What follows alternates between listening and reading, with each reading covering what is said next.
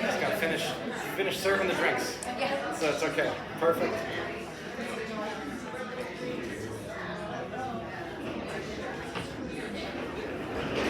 All right, guys.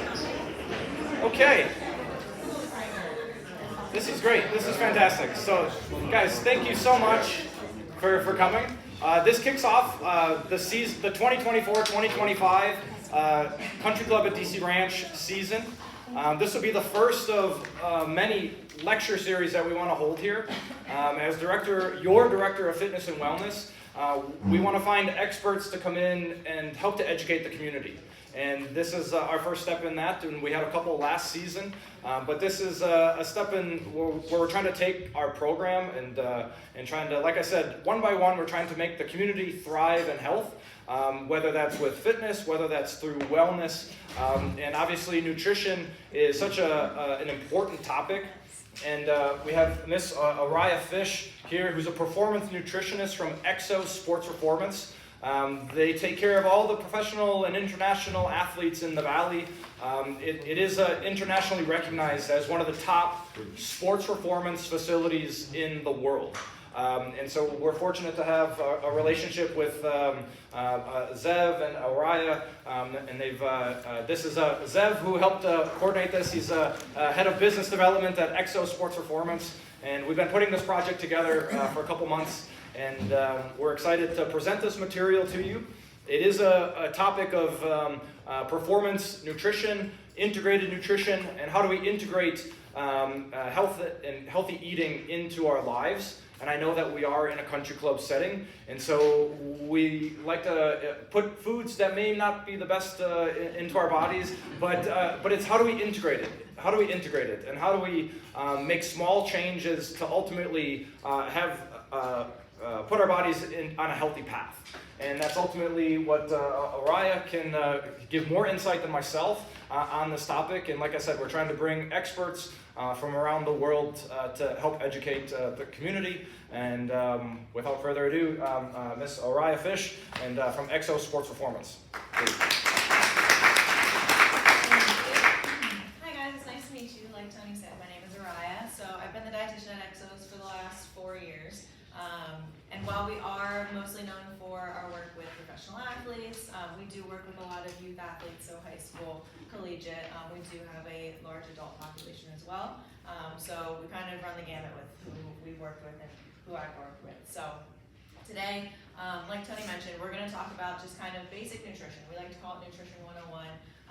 We're going to touch on a lot of different subjects, but feel free to ask questions throughout. I try to make these more of a conversation versus me just talking at you for an hour. So please feel free, raise your hand, just yell it out, whatever you want to do as the questions pop up, and then you can answer more at the end too. So at EXOS, we have 2 nutrition fundamentals: optimize and energize. So this just kind of breaks up what nutrition really is. So, and let me know if you guys can't hear me. Yeah, okay, that's what I have a low voice. So we have 2 nutrition fundamentals at EXOS. One of them is optimize and the other is energize. This kind of just splits it up into one. When we talk about optimize, it's the quality of the foods that we're eating and the beverages that we're drinking. And then energize, we're going to talk about more so the composition of what your plates look like, how much to have based off your activity level, and lots of different things. So we'll touch on both here. All right, so the first thing I like to touch on is the 80-20 rule. Who here has heard of the 80-20 rule? Whether it's nutrition or life related, you can relate to a lot. Yeah, okay. So when it comes to the 80-20 rule with nutrition, we like to say 80% of the time, try to eat for your goals, whatever that may be. Whether you're looking for specific performance goals, maybe you want to run a marathon or something like that, or if maybe you're looking to lose a little bit of weight or tone up a little bit, anything like that, try to eat the foods that are going to help you get to those goals. 20% of the time, just eat. So this kind of comes into the whole balance and moderation that I'm sure you've heard time and time again. There's a reason you hear it so often. Any dietitian will tell you balance and moderation is the key. So we're going to kind of bring everything we talk about today back to this 80-20 rule. So just keep that in mind. All right, so optimize. Like I said, we're going to talk about nutrient quality. So first off is hydration. Who here thinks they drink a lot of water throughout the day? Yeah, okay, not bad. Does anybody know the general recommendations of how much water you should drink? Gallon. So that's what a lot of people think, and for some people that is relevant. However, it's based off your body weight. So the bare minimum is going to be about ½ ounce per pound of body weight a day. So you weigh 100 pounds, drink 50 ounces. A gallon's about 128 ounces, so if you're well over 200 pounds, that might be relevant for you. But then on the other end of it, we want to try to aim for that 1 ounce per pound of body weight a day, which sounds pretty daunting to a lot of people. It's a lot easier than you think. So if you guys carry around a water bottle, whatever size it may be, so I have this fancy guy right here, he's about 32 ounces. So just think about how many times you have to fill that water bottle up throughout the day. It becomes a little bit less daunting of how much water you need to drink. But the importance of water and staying hydrated comes with a lot of different benefits. So these little figures up here are supposed to represent your brain. So you'll see on all the way on my left, the dehydrated brain, I kind of like to say they look like sponges. So a dehydrated sponge, lots of holes in it, not really very useful for when you're trying to clean it, clean something up, wipe something down, whatever it may be. Same thing with a dehydrated brain. You're gonna lose mental clarity, you're gonna lose a little bit of focus, you might feel pretty foggy throughout the day, no matter what you're doing, whether you're in the office, whether you're here, or you're working out, doesn't really matter. You're gonna feel the detrimental effects. But if you have a hydrated brain and a hydrated sponge, it's pretty useful. You're gonna notice significantly more benefits. Mental clarity, focus, all that. From a performance standpoint, it does increase your recovery. One of the big things I like to say is if you think of your muscles as either a nice tender fillet when they're hydrated, or when they're dehydrated, they're kind of a little bit more like a beef jerky. They snap pretty easily. So again, with the recovery side of things, we want to make sure we're staying hydrated. All right, like I said, so recommended daily intake is about ½ ounce to 1 ounce per pound of body weight a day. Again, this can change too as well as your exercise routine changes. So if you're really active, or maybe you are training for a marathon or anything like that, and you're training or you're playing tennis out in the summer heat, so a lot of things are going to change your recommendations, but this is kind of general where you should start. I'm sure we've all seen some version of this lovely urine chart before. We want it to look a little bit more like this lighter lemonade color versus that darker apple juice color. Has anyone heard of you don't really want your pee to be clear? We all heard that before. So does anybody know what it means when your urine is just completely clear? It's a lot lighter than this lemonade color. So basically what that means is you're hydrated, but not quite on a cellular level. So what you're missing in that instance is gonna be electrolytes. Does anybody here drink any electrolytes, like a liquid IV or a drip drop or anything like that? Yeah. So those are really important because one, especially around any type of exercise you're doing, again, depending on if you're here in the summer and you're playing tennis or pickleball or anything like that outside, you're sweating a lot. When you're sweating, you're not just sweating out water, you're also sweating out electrolytes. The main one being sodium. I know sodium kind of gets a bad rap a lot of times because yes, you can have too much, but it's very dependent on a person-to-person basis. So we want to make sure that if you are losing those electrolytes, you're replenishing with them and you're staying hydrated on a cellular level. It also helps if you tend to drink a lot of water but not a lot of electrolytes. You might notice you go to the restroom pretty often. The electrolytes actually help retain the water, so you're going to use the bathroom a little bit less. Win-win. All right, so I'll just go over this quickly because I know we kind of want to talk about just general recommendations. But when it comes to exercise, trying to look, basically your pre-activity goals, try to arrive hydrated. Stay ahead of the curve, stay ahead of the line. So ideally within an hour or two before whatever type of activity you're doing, even if you're just in here lifting weights. You're still gonna get a little bit of a sweat in, so we still wanna make sure we're hydrated. So looking for that 16 to 24 ounces of water. And that's not to say if you hit 24 ounces, you should just stop there. You can keep drinking water. That's just kind of at the very least. And then during hydration, or during exercise, we actually want to maintain that hydration. Again, so that way we're not making up for what we lost after your activity. So general recommendations every 15 to 20 minutes, especially if you're playing like a sport like pickleball or tennis or even golf.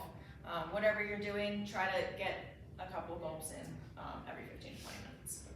And then post-activity, we obviously want to rehydrate. That's going to be our main goal. So depending on how well you stayed hydrated or you came into the exercise hydrated, we want to make sure we maintain that. And then sodium is just as important through that as well. All right, produce. So we like to say fill your plate with color at EXOS. I like to call fruits and vegetables like the support staff. So if you think about, my analogy is always kind of like if you think about a sports team, you think about a football team, you've got your head coach, you've got your position coaches, you've got even your strength and conditioning staff. And then I always say fruits and vegetables are kind of like the dietitian. We're more behind the scenes. A lot of people forget we're there. A lot of people forget our importance within the team, but we are equally as important. And I know, especially vegetables, are not everybody's favorite food. So we want to make sure that we're still getting enough in throughout the day, because as you can see, fruits and vegetables contain a lot of important nutrients. So we're talking vitamins and minerals here. Obviously, most foods come with vitamins and minerals, but when it comes to fruits and vegetables, they're going to help with our immune support. They're going to help with recovery. The vitamins and minerals that they also have in them are going to help our body metabolize the other foods that we're eating. So if we think about carbs, protein, and fat, a lot of vitamins and minerals are required to actually properly metabolize and absorb what you're eating. So if you don't have enough fruits and vegetables, you're not getting enough of those vitamins and minerals, you might not be benefiting as much from everything else that you're eating throughout the day. So we like to say up your color quotient. So the brighter and the deeper the color, the more nutrient dense it is. So if you think about iceberg lettuce versus spinach, spinach is going to be a little bit more nutrient dense. So just taking that into consideration. Not to say iceberg lettuce is not beneficial. It is very healthy for you, but just kind of giving an example there. When it comes to what your plate should look like, so we like to say 3 or more colors on your plate at one time. And this next slide will kind of show you why. But each color of each fruit and vegetable actually plays a different function in your body. They're not just there for fun colors, although they do look really pretty when you have a nice rainbow plate, but they do play a significant role. And then as a general daily goal, 5 or more colors throughout the day. Herbs and spices, just as important too. So this is probably one of my favorite slides on this PowerPoint. So if you can look at it, I know some of them might be a little hard to see, but you'll see that each color, again, has a different function in the body. So our red foods are going to be good for our heart and our circulatory system, whereas our white foods are going to be more for our immune system, and so on and so forth. So this is why you always hear like eat the rainbow, have lots of colors on your plate. All that is because they provide different functions in your body. All right, carbohydrates. All right, what are people's favorite types of carbohydrates to eat? No wrong answers, no judgments. Bread. Bread, yeah, there we go. Pasta, okay. All right, so we're not fearing these foods, I like it.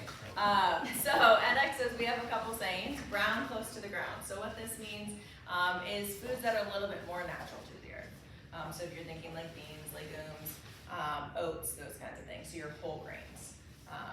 Carbohydrates, of course, play an important role in both our everyday function, but then depending again on any type of exercise that you're doing, even if it's just playing golf.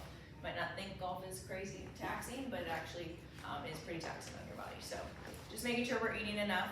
We'll get to kind of the how much you should be eating when we talk about that energized portion of this presentation. But as you can see in this last little bullet, this third bullet point here, your goals, your intensity, the duration of your activity, even like your environment that you're in. So if you think about like summer heat here versus winter, very different environments, especially if you're playing an outdoor sport or anything like that. So that's going to depend on how much you're consuming throughout the day. But it is both our body and our brain's main source of fuel throughout the day. So I think a lot of people focus on, okay, it's good if I have a high activity level, like that's when I need more carbs. And yes, that's when you need more carbs. But technically your brain alone actually needs 130 grams of carbs a day to function. So just taking that into consideration. Obviously there are individualizations that you can make throughout there. But in general, your brain does need 130 grams. So just consider that when everybody tells you, oh, you should eat less than 100 grams of carbs and things like that. So like I said, we have the brown close to the ground saying, and then come back to earth. Again, focusing more on the whole grains, even your starchier vegetables, so potatoes, squash, those kinds of things. Does anybody know, are we familiar with fiber at all? Yeah, okay, so fiber, just for those who may not know, is really good for one, our gut health, but two, it is also slower digesting. So you have two types of carbohydrates. You have your simple carbohydrates and your complex carbohydrates. The simple ones are gonna be your sugars, which again have a time and a place, and we'll get to that in a little bit. But the simple sugars, they're quick digested. So you've probably heard a lot of people say, okay, well this sugar is gonna spike your blood sugar. Yes, it does, because it's digested really quickly. Again, time and place for that. But the whole grains, the complex carbohydrates, they come with fiber. So that's gonna slow that digestion. This is what we wanna focus on the majority of our day. We'll talk a little bit later about when sugar can actually kind of benefit you a little bit. But when it comes to fiber. I have a question. You mentioned 130 grams of fiber as a goal Of carbs. of carbs Yes. for the brain. Could you give an example of how we could relate 130 grams of carbs? Like what is that? Is that one slice of bread, two slices, or one potato? Slices of bread, okay. You know, so Baked potatoes, one potato. It's about 9 to 10 slices of bread. Whoa. really, So one slice of bread, again, all brands are different, so, but in general, one slice of bread has 15 grams of carbohydrates. So that's quite a lot. Again, like I said, the majority of that we want to be those foods that come with fiber. Fiber is just going to be, you know, the more fiber you have, not necessarily the better. Especially if you might start out with like maybe right now you only eat 2 grams of fiber a day. You don't want to jack it up to this recommendation of like 35 grams a day. Your stomach and your gut are really not going to like you. So the slower the better, but anything above this 35 grams of fiber a day doesn't really necessarily show any additional benefits to you and your body. And you'd be surprised that 35 grams of fiber a day is very difficult to get already. So I think it's like 3% of the population actually hits their fiber goal throughout the day. So yes, so the 130 grams, it sounds like a lot. If you break it up into other foods too, like foods that are a little bit higher in carbohydrates too, even like, so about half a cup of potatoes or something like that, that's about the same as a slice of bread. So it adds up a lot quicker. Vegetables do have some carbohydrates in them. Your non-starchy vegetables have about 5 grams of carbohydrates per serving, so they're a lot lower, so you'd need a lot more. But again, it's easier than you think to be able to hit that 130 grams if you're not trying to avoid that.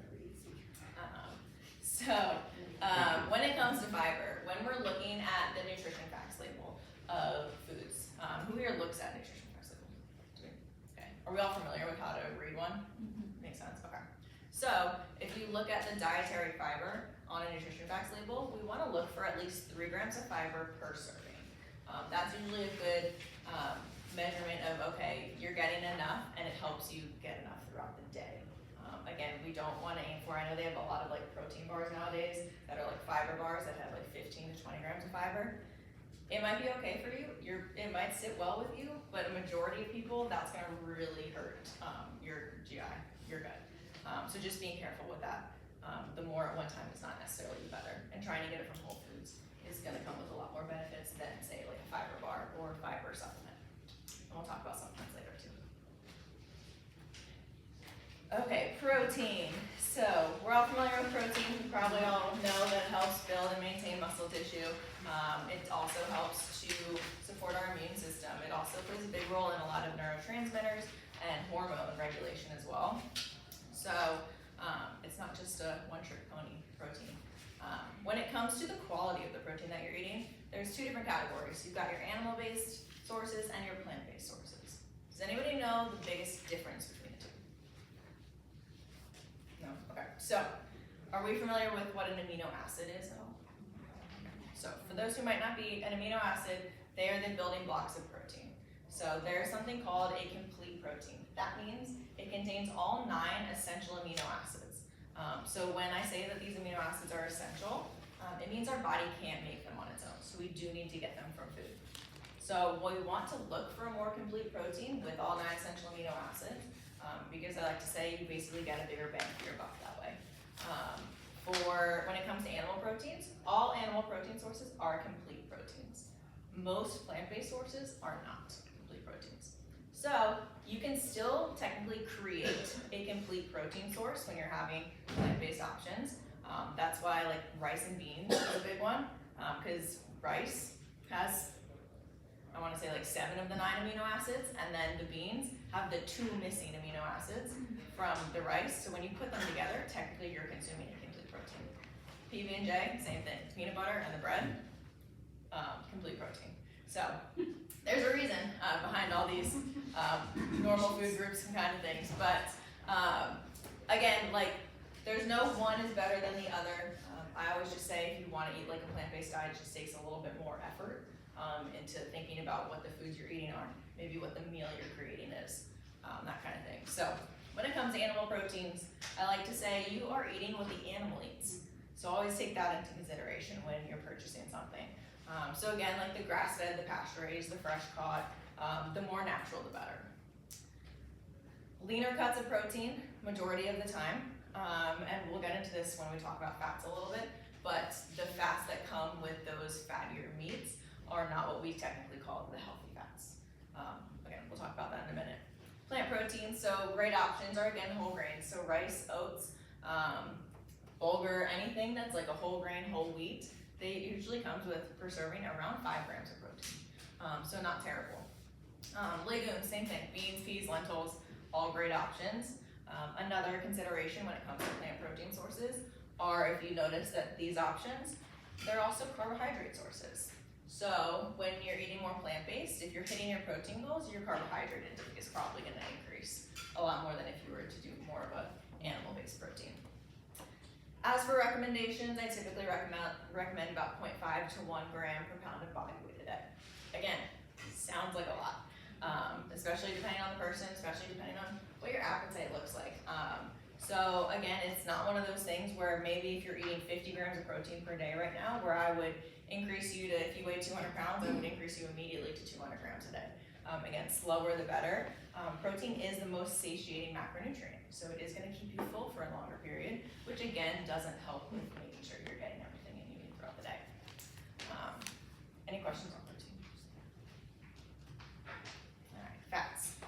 So we like to say eat fats to give back. I'm sure we've all heard of like healthy fats, unhealthy fats, all that fun stuff. So fats also have a lot of functions in our body. One of the ones that a lot of people don't recognize is that there are certain vitamins that are what we call fat-soluble vitamins. So those are vitamins A, D, E, and K. What that means is they actually require fat to be properly absorbed in the body.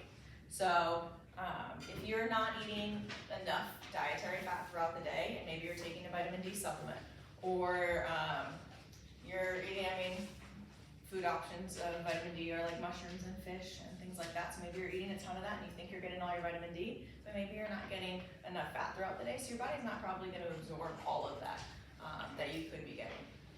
So just consider that. It's also another satiating macronutrient. It is digested a little bit slower than most carbohydrates are again, but it is also higher calorie.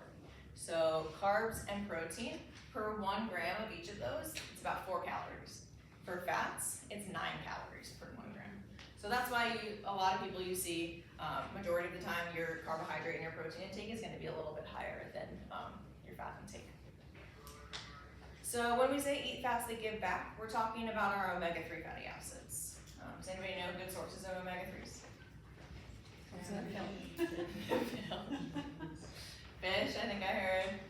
Nuts, seeds, avocados, avocado oil, olive oil, all great options and all very diverse foods that you can kind of incorporate throughout the day. So omega-3s are also what we call unsaturated fats, so very similar. But one, again, they're not only important for the vitamin absorption or being satiated or anything like that, they also play a big role in our overall brain health. So there are 2 main omega-3s that we have. They're called DHA and EPA. DHA is, for the most part, found in our brain. So this kind of comes, and we can talk about this a little bit when we talk about supplements too.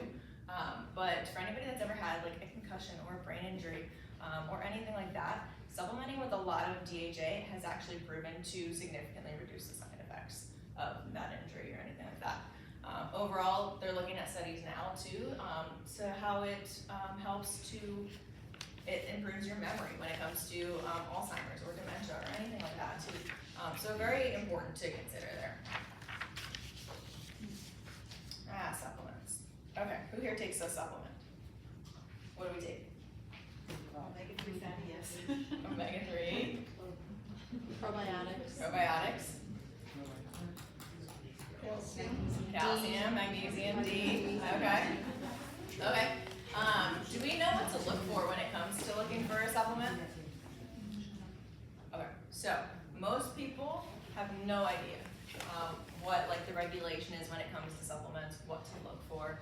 I mean, nowadays they're just thrown at you, whether it's on social media or you walk into a grocery store or you walk into like a GNC or a vitamin shop. Someone's always in your face telling you this is a fat burner, this is really good for your brain, X, Y, Z, whatever you're looking for.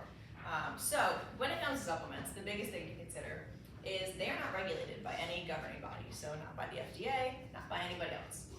And what this unfortunately means is companies can put whatever they want in their supplement. And I'm talking things from as little as like a banned substance in like the NCAA or like professional sports that are gonna cause the athletes to pop positive on a drug test, which is unfortunate a lot of times, to things that are illegal drugs. Companies are putting cocaine in there. They're putting lots of things in their supplements because nobody has any idea. My biggest example that I always give is, I never remember which energy drink company it was. I think it was Rain. It was several years ago now, but basically they had a super creatine energy drink.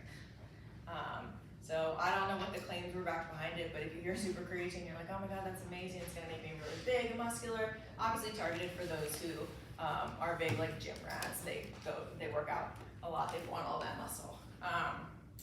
I don't know what prompted it, but a company actually tested the product to see what was actually in there, and it actually contained 0 grams of creatine. So, took all their money, made all these bold claims because they can. And it's getting even crazier now. I don't know if you guys have heard. I don't know what the result of this lawsuit was, but some woman sued Red Bull because it didn't actually give her wings. Yeah, I don't know what the result was, but so some of the companies should be more careful than they are, but they're not because they just want your money and they target people who they know don't know anything about supplements, unfortunately. I feel like it's a lot better nowadays, especially with a lot of people gaining the knowledge when it comes to supplements. But when it comes to what to look for with a supplement, this is kind of the checklist you should go down. So 1, testing. Third-party testing companies. Is anybody familiar with like third-party testing supplements or anything like that? So a lot of brands, or a lot of companies you'll see up here, NSF is gonna be the biggest one.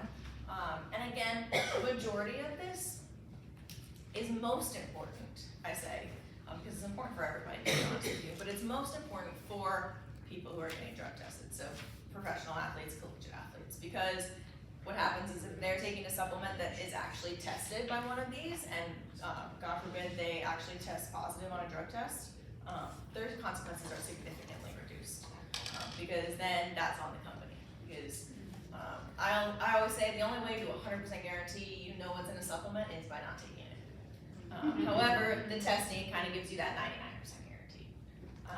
But when it comes to that, so obviously I'm not a professional athlete, I do not get drug tested, but everything that I do take is third-party tested, more so for the peace of mind that I actually know what I'm getting and what I'm putting in my body. There are a lot of reputable brands out there and supplement companies that some of them have a specific third-party tested line, and then they have other supplements that aren't necessarily third-party tested.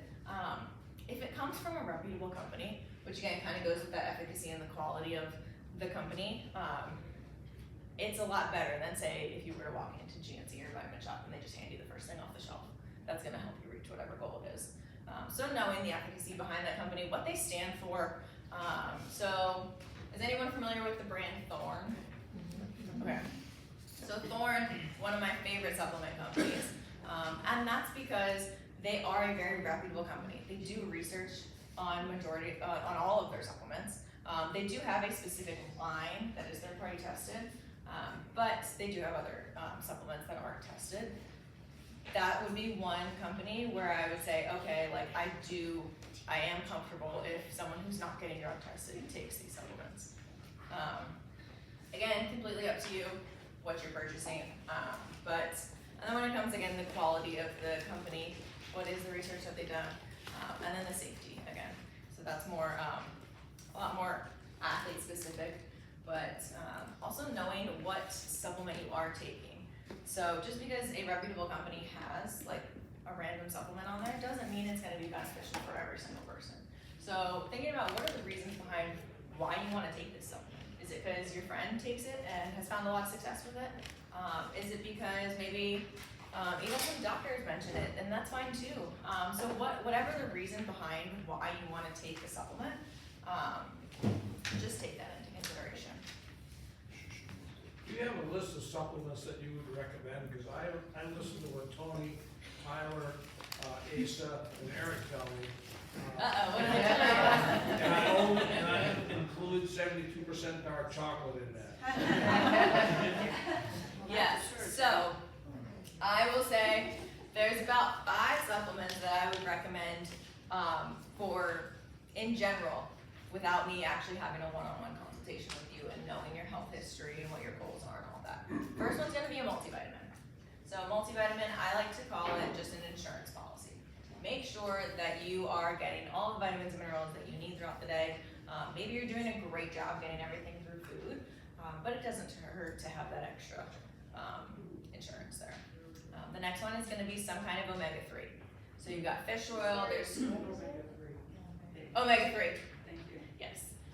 So you've got fish oils, you've got krill oils. It's really just a difference in what kind of fish that they're using. I will say krill oil is more bioavailable at a smaller dose than your typical fish oil. For those who are more plant-based, they do have algae oil as well. So any of those can be really beneficial for you for a couple of reasons. One, like I mentioned, the brain health. It is really good for cognition. And then 2, it's anti-inflammatory. So no matter how much you're exercising, even if you're a sedentary person, everybody experiences inflammation from time to time. What we want to avoid is that long-term chronic inflammation versus a short-term acute inflammation like following a workout or anything like that. That's normal. That's part of the recovery process. We're okay with that.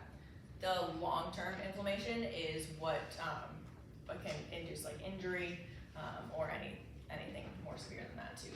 So again, anti-inflammatory, we do need those. And then third one is actually creatine. Does anybody in here take creatine? Cool. Say again? Nice. Creatine. Okay, a couple of you. Awesome.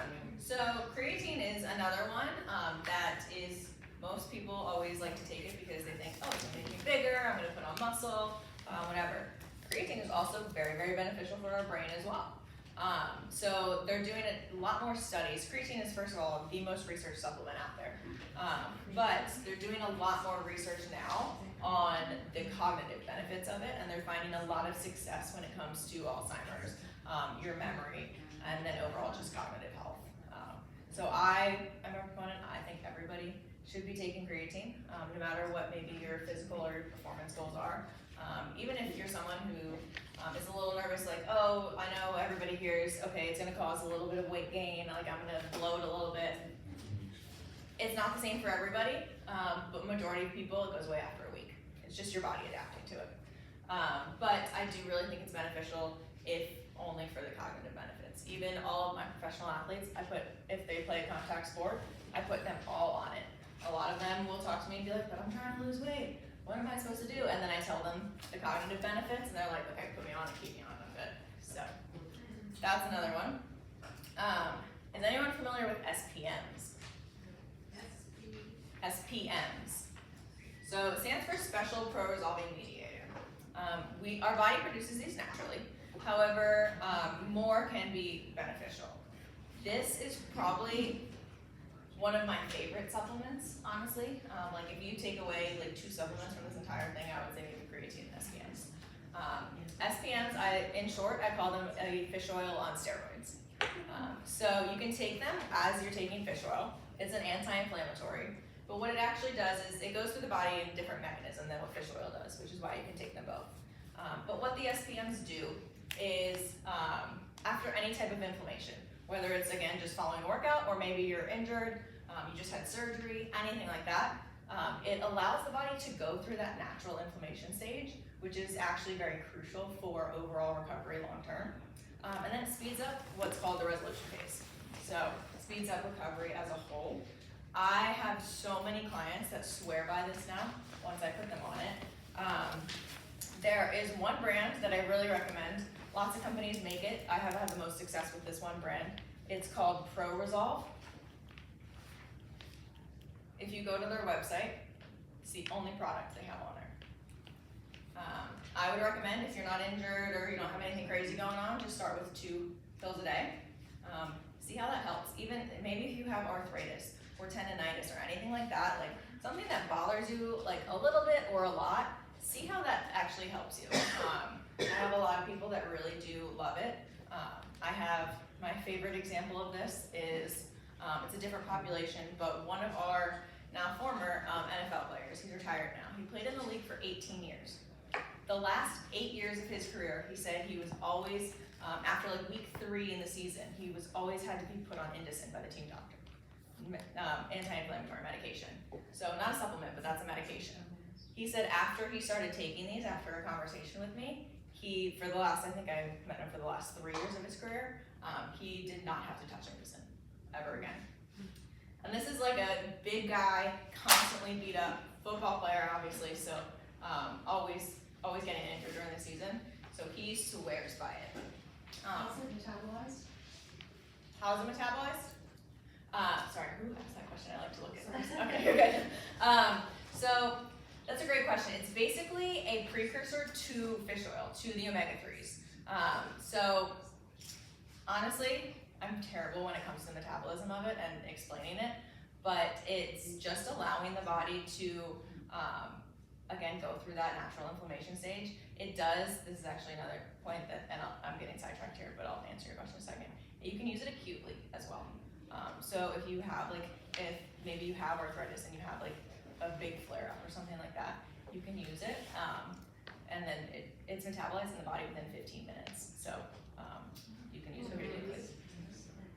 But from the metabolization of it, it's basically the inflammation stage and then speeds up the resolution phase. Yes. I think the question was what organ is metabolizing? It's a great question. I'm actually not sure I have the answer to that. That's a good question, but I'll look it up and I'm gonna send it to Tony and then he can let you know. We'll get you the answers. I like questions that I honestly don't know. I will never pretend to know the answer to anything. So genuinely, if you have a question that I don't know, I will look it up and I will figure it out and then I'll let you know. Any other questions about that? Yes. Oh, is there one more? No, you're good. Wasn't it? Oh, yes. Multivitamin, fish oil, SPMs, creatine. Or not? I Yeah. really think that was it. Okay. Yeah. When do you take all of this? When and how? When do you like time of day? Yeah. So multivitamin, I usually recommend in the morning with food. Fish oil, I recommend taking at dinner or if you have a snack after dinner, whatever your last meal or snack is before bed. One, because it is fish oil, but two, we want to, it actually, if you take it prior to going to bed, I want to say within 1 to 2 hours, it can actually increase your serotonin levels. So, not bad. Creatine should be, and everything should be taken every single day. Creatine, on the days that you are doing exercise, it's best to have it around exercise. Whether it's before, during, after, doesn't matter. But if you can do it within one of those time frames, on days you're not working out, you can take it whenever. And then SPMs, if you're only taking 2, I would take them again before bed, like with the fish oil. Sometimes, especially for injuries or post-surgery or anything like that, I'll recommend increasing the dose to 4, sometimes even 6 a day. With or without food? The SPMs, it doesn't really matter. Yeah. I feel like it's not on here. Yeah. Is there a brand you have? So Thorne has all of those. They do have the SPMs. I will be honest and tell you that I have not had as much success from an anecdotal standpoint with the Thorne's SPMs versus the Pro Resolve. Are you saying Pro Resolve. Resolve. Yes. So that would be the brand that I really recommend for the SPMs. Everything else, Thorne, and Thorne is with an E on the end. That would be my biggest brand recommendation.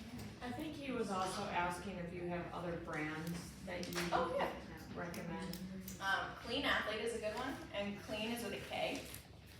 So they have a lot of third-party tests all really great options. Momentous, I don't wanna go too fast. We do use Premier Research Labs, who is third-party tested. The efficacy is, and the quality is great. And so that is the one that we use here in the facility. Do you know what testing company it is? I can look it up, but I know that it definitely is a third party. Okay. So yeah, that one. And then Designs for Health is another good one. They also have a Designs for Sport line as well. You familiar with pure encapsulation? Yeah, that's a good one. Yeah. I don't think all of their products are third-party tested. Encapsulation? Pardon me? So I don't think all of their products are third-party tested, but I think some of them are. But the ones that I use are really good. Anything else? I know supplements is kind of a big one. What about magnesium? Magnesium is great. So there's different types of magnesium, different forms of magnesium, all do different things to the body. So I would say it's not necessary for everybody. It wouldn't be one of those ones where what I was kind of talking about, like if I don't know your health history or your goals or what you're currently eating and anything like that, wouldn't be in my top 4, I guess now. But if you have trouble sleeping, it can be really beneficial. It doesn't put you to sleep like a melatonin does or anything like that, but one of its primary functions in the body is to help with muscle relaxation and contraction. So it actually kind of just relaxes your body to get into a more like restful mode, especially if you tend to maybe be a little jittery, like higher energy before you go to bed and you need help calming down. It's a great option. I thought it was good for bone health too. It is, yeah. Yeah, but is there something better for bone health? So in general, I usually go calcium and vitamin D first. But again, it would kind of depend on also like what you're eating. So if we're talking from a supplement standpoint, like if you have a lot of dairy throughout the day, you're probably meeting your calcium needs, potentially even your vitamin D needs as well. But so then maybe that's a good option to supplement with. Magnesium is also in most multivitamins. So if you're getting it through that, kind of looking at what that % of daily value is, can be helpful too, yeah. What do you think of zinc? I like zinc. Zinc is good for immune health. So especially, there are actually a lot of studies that show if you start to get a cold or something like that and you start taking zinc, it can actually reduce your symptoms and the onset of symptoms. It's also really good for wound healing. So following like a surgery or anything like that is gonna be really beneficial. Again, you probably get enough in through your intake throughout the day. But depending on the population, depending on the person, you could use supplement. Yeah. What do you think of a product called AG1? AG1, okay. So AG1 is what I call basically like, it's a multivitamin and a probiotic in one. So it can be good if you really don't like taking pills, if you prefer a powder, if you like the taste of it. That would be the only reason that I would take it, is if you like prefer a powder form to a pill. It's no better for you than like a multivitamin or a probiotic or anything like that. So it really depends. I do like it because it's the only greens powder out there that is actually third-party tested. So that's definitely a point for them. But if you prefer powder to a pill, then by all means. Are you familiar with lactoferrin for immune health? I'm not actually. That's interesting. That's another one. I should be taking notes right now. That's another one to look up. Go ahead. So I see they have men's multivitamins, women's silver. What is the difference and which should you pick? Most of the time, honestly, between the men's and the women's, I'm not entirely sure what the difference is. There's probably a very minimal difference. For some vitamins and minerals, men do need a little bit more of some, women need a little bit more of some, so that is probably the main difference. And then in terms of like the over 50 ones or anything like that, they're probably just a little bit heavier in potentially if they do have, some of them do have omega-3s in there, that potentially like a vitamin D, a calcium, that kind of thing. The ones that I recommend are kind of just like an in general multivitamin, like the Thorn multivitamin is just a basic nutrients, it's for everybody, and that's really honestly good enough. You don't need any of like the fancy ones. Yeah. You recommend taking, back to proteins, taking amino acids before or after? So amino acids are when it comes to supplementing with them, they're really only gonna be beneficial for you if you're not getting enough protein in throughout the day. If you are, especially if you're consuming protein, like whether it's from food or protein powder or whatever it may be, around your workout, amino acids, you're kind of just doubling up on whatever that is, and it's not one of those where like the more the better situation. So, yes. What about iodine? Iodine? Yeah, Um, especially in the old lady category. it can definitely be beneficial. I'm not sure, again, without knowing like your health history or any specific information about you, it wouldn't be one of my general recommendations. There's probably quite a few vitamins and minerals that I would consider or recommend before I get to the iodine. I saw a couple of guys. What about B12? I know I try to eat mostly fruits and vegetables, but when I was tested, I was low in that and I was surprised. Yeah, so it is fairly common to be low in B12. It is, if you get too low, it can actually be potentially get into like an anemia situation. It can also be masked by a lot of things. If you're low in B12, supplementing with B12, great. But B12 is also something that you can't have too much of. So if you don't know your levels and you don't know if you're deficient or insufficient, I wouldn't necessarily recommend taking a B12 specific supplement. It's usually found in a lot of multivitamins, which is usually more than enough. But for your instance, since you do know you are low. My doctor said as you get older, this is the older theme going on here, that it's harder to absorb it for some reason. I do think yeah. There's quite a few that do get harder to absorb as you get older. So, was it a recent recently became deficient? Okay. Yeah, and like again, especially if you notice like your energy levels dipping throughout the day and you haven't changed anything, that's a big indicator of being either insufficient or deficient in B12. So, yeah, in your situation, I would definitely recommend it. I think I saw another game. So this is also older, but the memory thing that they advertise constantly, Prevagen, is there any validity to that? I don't know a ton about it,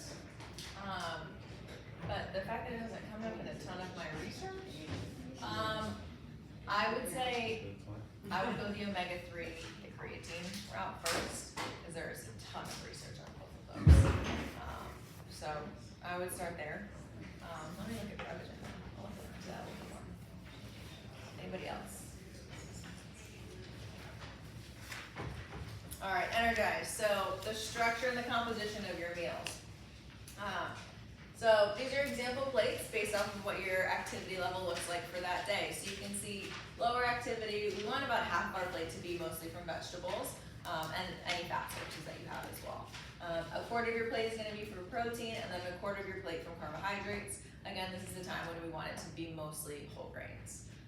And then you'll see as you increase in your activity level, more of your plate becomes carbohydrates. And then protein will always stay the same. It'll always be a quarter of your plate. Those needs don't really change. And then you'll get down to a quarter of your plate from vegetables and fat. All right, so optimally fueled, and we like to say optimally, but this isn't always relevant or not everybody's able to consume foods like this. But eating every like 3 to 4-ish hours is kind of a general recommendation. Unless you're trying to look to gain weight, then my recommendation is always every 2 hours, but every 3 to 4 hours, because one, this is gonna help keep your blood sugar levels stable throughout the day to prevent those like crazy spikes and then those crashes. Same thing with your energy levels though too, because at the end of the day, I'm sure we all drink plenty of caffeine here, maybe even if it's just 1 cup a day or whatever, but technically caffeine is not an energy source, and food is. Calories are your energy source. So a lot of people notice making sure if you're eating consistently throughout the day, especially if you tend to have like maybe a dip in the afternoon, after lunch, anything like that, adding in a snack can actually do wonders for your energy levels. What do you think of intermittent fasting? I was just gonna ask. So definitely on an individualized basis kind of thing. So the one thing that I don't like about intermittent fasting is that it's often promoted as like it works for everybody. It definitely does not. depending on your goals, it can actually be beneficial. I would say, I'm not a big fan of like the crazy windows of eating. So intermittent fasting, you can do so many different windows of eating and fasting. I like the 8 and 16. I like that one, and that's okay. The biggest thing that I say, and we'll actually get to this in a second too, is if you can have your eating window around when you're exercising, you're then I'm totally fine with it. Because we do want to go into a workout fueled, and then we also want to make sure we're recovering quickly after. So if your eating window is maybe after 1 p.m., but you're working out in the morning, we want to make sure that you're fueled and recovering properly. So. I was told recently that foods eaten after, let's say, 7 p.m. or later really aren't fueling your body. It actually could be working in reverse, where it's creating to help you contributing to put weight on or break down into sugars. So what do you say to that? So technically, any carbohydrates that you're eating, even like your whole grains and things with fiber, are ultimately broken down into sugars in your body. Right. It's just the metabolism. But these would be more Yeah. like proteins. So protein before bed is actually pretty beneficial. My general rule of thumb is trying not to eat within 2 hours of going to bed. And the reasoning behind that is because you don't want your body focusing on so many different functions while you're trying to recover and sleep. So you don't want your body focusing on digesting that food as you're trying to fall asleep. That's usually a lot of times what happens if people have trouble falling asleep. It does not contribute to weight gain. It doesn't, if you're maybe having 5 candy bars, it could definitely contribute to weight gain. It's all about kind of what you're eating. But I usually recommend if you want to have a snack after dinner or something like that, if you have protein with some carbohydrates, even some healthy fats, have kind of a balanced snack, you're completely fine. It's not going to do anything. What about, for your first meal in the morning, solid food versus a protein shake or something like that? Does it make a difference in your mind whether you're eating something solid or whether it's a little? Not really. The only thing I would say is the difference between solid food versus a smoothie or something like that is a lot of times,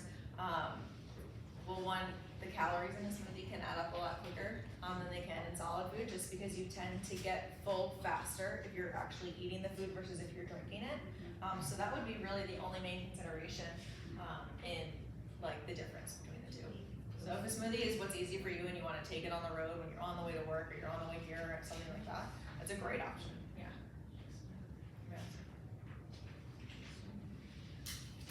Okay, so this is we're going to talk about around a workout, but this is when I actually say sugar can potentially benefit you. So what we want right before a workout, and I'm talking 15, 30 minutes before a workout, is actually simple carbohydrates, because we want something that's quick digesting. If we have more of those complex carbohydrates, whole grains, protein, fat, it's going to sit in our gut a lot longer, and it's going to sit in the gut throughout the workout. It might cause a little GI distress. So fruit's a great option here. An apple, a banana, a couple of berries, whatever you want to do. If you're someone who works out in the morning and you don't want to have solid food before a workout, I often recommend a glass of juice. Try to make it 100% fruit juice, whatever fruit you want, but as long as it's 100% from that fruit juice. Even a small little granola bar or something like that. Something to help fuel your workout. So unless your activity is longer than 60 to 90 minutes, you really should just be focusing on hydration throughout your workout. But if it is getting on that longer end, you can kind of refuel in the middle with the same snacks, same options as that pre-workout snack. Again, the quick sugars. So fruit, I always joke that we never knew it as kids, but if you played sports when you were 5, 6 years old and all the moms came out at halftime with oranges, they were actually helping us. That was actually really beneficial. I don't think anybody knew it at the time, but there was a reason behind it. So things like that. And then post-workout, we want to make sure we hit the 3 R's. So refuel with carbohydrates, rebuild with protein, and rehydrate with fluids. So at EXOS, what we do is we actually give post-workout smoothies. So we have our fruit is going to be our carbohydrates, protein powder is going to be the protein, and then all of our shakes are made with water and ice, so rehydrating there. So you don't have to do a smoothie, you can do solid food, you can do a full meal, whatever works for you, but try to hit all 3 of these. So do coffee and tea contribute to hydration or not? I usually say tea does. I try to stay away from coffee adding to it. What about milk? Milk does, yeah. Milk, juice, coconut water. Even a lot of people don't think like sparkling water counts. Water's water. Whatever kind of water you prefer to drink. So those are good too. Alcohol does not count though. Just put that out there.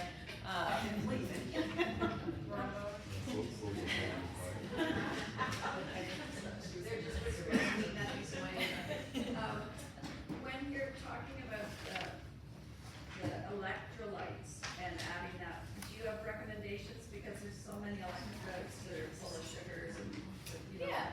So the thing with electrolytes is there's a time and a place. Again, same thing with that for sugar in the electrolytes. So if you're doing like a long workout, maybe you have a long tennis match or practice or whatever you're doing, again, that 60 plus mark, then sugar is actually going to benefit you because you don't really have to have that added food.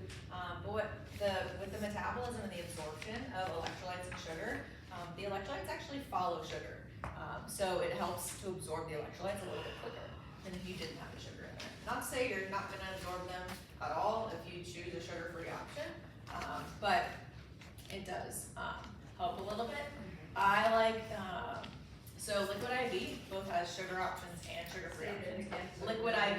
Liquid IV. The one we use at EXOS is SOS. So that's another good one. I think they only have like 3 grams of sugar in there. And then Noon's a good one, yep. Yeah. But as far as having sugar in it, you don't have an issue. I wouldn't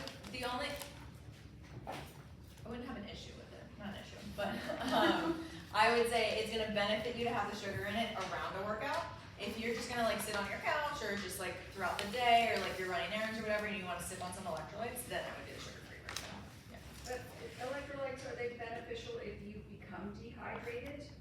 And then Yeah. what kind of, if you become dehydrated, what kind of electrolytes are bad? The same ones. So when it comes to dehydration, the electrolyte you're gonna lose the most of is gonna be sodium and chloride, which is salt. So those 2, but then you're also potentially losing magnesium, calcium, and potassium, just in smaller amounts. So most electrolytes should have all of those, if not, usually at least the sodium, the chloride, and the potassium in it. And then, like, a Gatorade, what are your thoughts on, I mean, that's everywhere. Gatorade's actually really not that bad. So now they have the Gatorade Zero, so there's no sugar in it. So that's a good option, and they do have a decent amount of electrolytes in there, a decent amount of sodium. So in general, unless you're like a crazy salty sweater, I would look for a 2-to-1 ratio of sodium to potassium. That's usually a good ratio to have when it comes to electrolytes. Have you heard of pickle juice for recovery? Yeah, that's just because it's high in salt. Yeah, so the sodium's really good, yeah. It's a great option. Like eating pickle. That's also a great option, yeah. Absolutely. Yeah, you could do salty foods too, or you could just throw some salt on your lunch after, or your breakfast, or whatever you're doing. It doesn't have to be crazy complicated, but I think that's the hardest part about nutrition nowadays. Everybody makes it so complicated. But really, if you have a balanced diet, you supplement where you need to. I say where you need to because not everybody even needs a single supplement. It's very individualized, but just, again, the 80-20 rule. So make sure you're enjoying, like if you have a sweet tooth and you want dessert one night, go for it. Don't restrict yourself too much. Any other questions? Macros, you split out a third. Kind of depends. It kind of depends on your goals and your activity level. I would say like, if you get that protein goal of like 0.5 to 1 gram per pound of body weight, and then your carbs should be the highest. Yes. Yeah, and then fat, I usually say if you can figure out your calories that you want to eat, fat should be, I figure out protein and carbs first, and then the rest of the calories are fat. Any other questions? Just a quick question.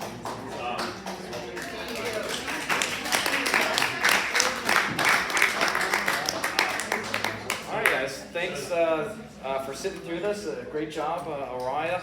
And like a college course, it got a little long, but I think thanks for sticking it out, and I hope this was valuable information. We did film the lecture, so much information, and so we will be posting this on the YouTube channel, and just so you have this available. And you know, the gist I get out of this is just keep it simple.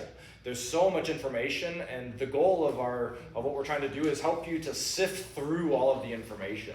And you can go overboard on trying to make it more complicated than it needs to be. But like you said, just 80-20 is a simple rule just to make small changes over time and chase the consistency of it. Don't make such drastic changes that make your life difficult. So, but we are here to answer any questions. We do have more health talks coming.